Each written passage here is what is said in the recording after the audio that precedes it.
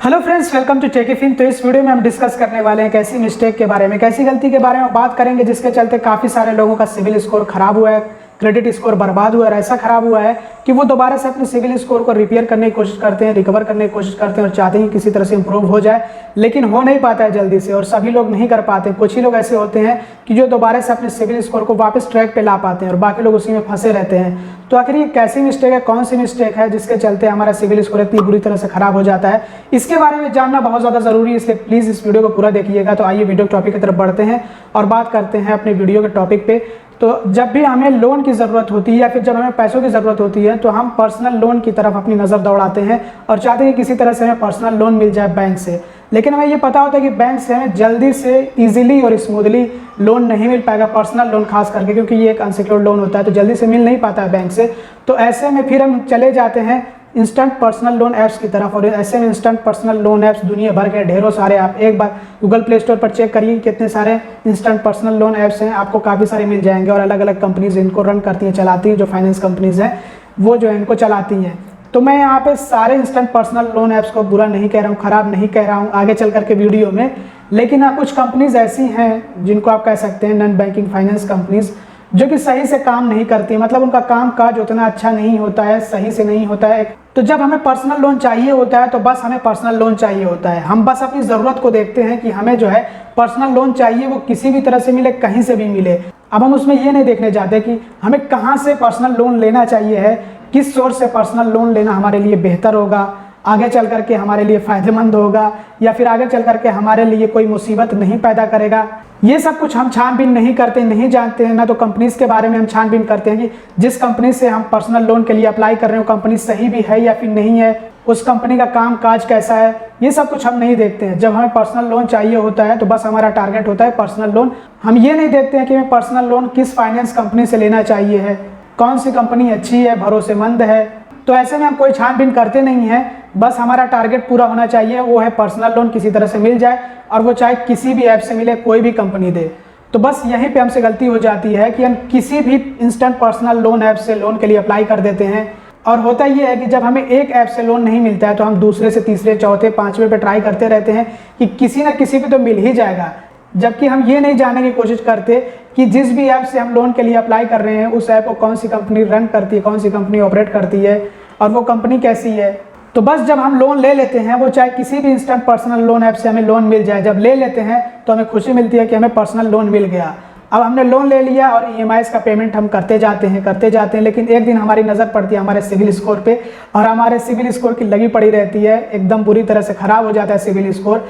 फिर हम ये चेक करते हैं कि किस वजह से हमारा सिविल स्कोर ख़राब हुआ है। तो जब हम ये चेक करते हैं, अपनी सिविल रिपोर्ट देखते हैं, तो उसमें पता लगता है कि हमारे जो पेमेंट्स हैं, जो EMIs के पेमेंट है, वो कई सारे पेमेंट जो है लेट रिपोर्ट किए गए हैं। जबकि आपने पेमेंट किया हो एकदम टाइम पे, एकदम आपका जो पेमेंट है EMIs का वो टाइमली हो रहा है, लेकिन आप जब सिविल रिपोर्ट चेक कर रहे हैं तो वहाँ पे क्या हो रहा है कि लेट पेमेंट शो किया जा रहा है। मतलब कि जो कंपनी है वो रिपोर्ट ही गलत कर रही है क्रेडिट ब्यूरो को, चाहे वो सिविल हो या फिर हाई मार्क हो या फिर इक्विफैक्स हो या XYZ कोई और क्रेडिट ब्यूरो हो।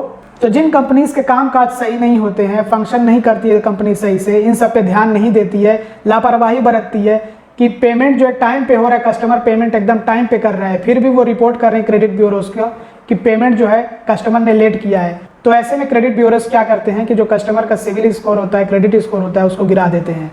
और इसमें कस्टमर की कोई भी गलती नहीं होती है। कस्टमर ने बिल्कुल टाइम पे अपने EMIs का पेमेंट किया, लेकिन फिर भी उसको ये भुगतना पड़ता है जब वो किसी गलत कंपनी से लोन ले लेता है। तो इसलिए जब भी आप पर्सनल लोन के लिए अप्लाई करें, बहुत ज़्यादा सोच समझ करके अप्लाई करें। किसी रिप्यूटेड कंपनी से पर्सनल लोन के लिए अप्लाई करें। मैं ये नहीं कह रहा हूँ कि सारे के सारे इंस्टेंट पर्सनल लोन ऐप्स बेकार होते हैं, सारे के काम काज के तरीके ख़राब होते हैं, बेकार कंपनीज होती हैं, मैं ये नहीं कह रहा हूँ। लेकिन ये ज़रूर से है कि कुछ कंपनियां सही से काम नहीं कर रही हैं, लापरवाही बरत रही हैं, जिसका सीधा असर जो कस्टमर के क्रेडिट स्कोर पर पड़ता है। मतलब कि कंपनियों की गलती का सीधा कस्टमर अंजाम भुगतते हैं। ऐसी कुछ कंपनियां हैं, मैं सबको नहीं कह रहा हूँ, ये याद रखिएगा। और इसके लिए आप सहारा ले सकते हैं गूगल का। आप चेक करिए, कंपनी के रिव्यूज़ चेक करिए।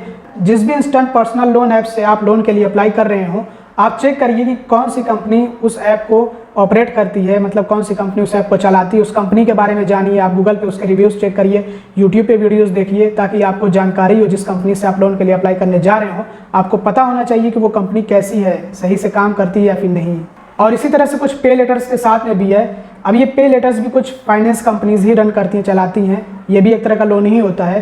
तो अगर पे लेटर में भी जो भी आप कंपनी से पे लेटर के लिए अप्लाई कर रहे हो, जिस भी कंपनी से आपने पे लेटर लिया हो और आपने जो इस्तेमाल किया हो, तो उसमें भी बहुत ज़्यादा मैटर करता है कि वो कंपनी कैसी है, क्योंकि आपने पे लेटर का इस्तेमाल कर लिया, पैसे आपने लिए और पेमेंट बिल्कुल टाइम पे कर दिया, लेकिन फिर भी अगर कंपनी जो है सही नहीं है, मतलब कि कंपनी का काम काज अच्छा नहीं है, तो ऐसे में वो कंपनी गलत रिपोर्टिंग कर सकती है क्रेडिट ब्यूरोज को, जिससे कि आपका सिविल स्कोर, आपका क्रेडिट स्कोर खराब हो जाएगा।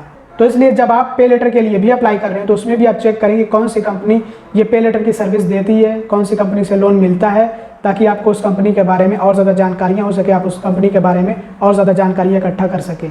तो ये याद रखिए कि अगर आप इस तरह की कंपनी के चक्कर में फंसते हैं, मतलब उल्टी सीधी कंपनी से आप जो है पर्सनल लोन लेते हैं और गलत रिपोर्टिंग होती है क्रेडिट ब्यूरोज को, चाहे वो सिविल हो या फिर कोई और क्रेडिट ब्यूरो हो, और आपका सिविल स्कोर और आपका क्रेडिट स्कोर खराब होता है गलत रिपोर्टिंग के चलते, जो कि कंपनी ने गलत रिपोर्ट किया, तो ऐसे में आपका सिविल स्कोर जो है बहुत ही मुश्किल है कि रिपेयर हो पाए, रिकवर हो पाए।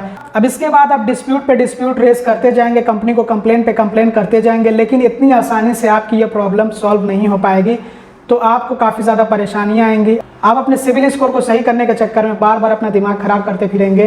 तो अगर किसी के साथ में ऐसा कुछ होता है तो मैं तो यही सजेस्ट करूँगा कि आप पब्लिक ग्रीवेंस पोर्टल पे अपनी कंप्लेंट दर्ज करा सकते हैं। इसके अलावा आप कंज्यूमर हेल्पलाइन नंबर पे भी अपनी कंप्लेंट दर्ज करा सकते हैं। अगर कंपनी की गलती के चलते आपका सिविल स्कोर खराब हो रहा हो, जो मैंने आपको गलती बताई है, तो अगर इस तरह की गलती हो तो आप कंप्लेंट कर सकते हैं पब्लिक ग्रीवेंस पोर्टल पे। इसके अलावा आप कंज्यूमर हेल्पलाइन नंबर पर भी अपनी शिकायत दर्ज करा सकते हैं। आप RBI को भी लिख सकते हैं इसके बारे में। और मुझे उम्मीद है कि अगर आप इस तरह की प्रॉब्लम में फंसे होंगे तो आप कंप्लेन करके, जो मैंने आपको रास्ते बताए हैं, उसके ज़रिए से आप इस प्रॉब्लम से बाहर निकल आएंगे।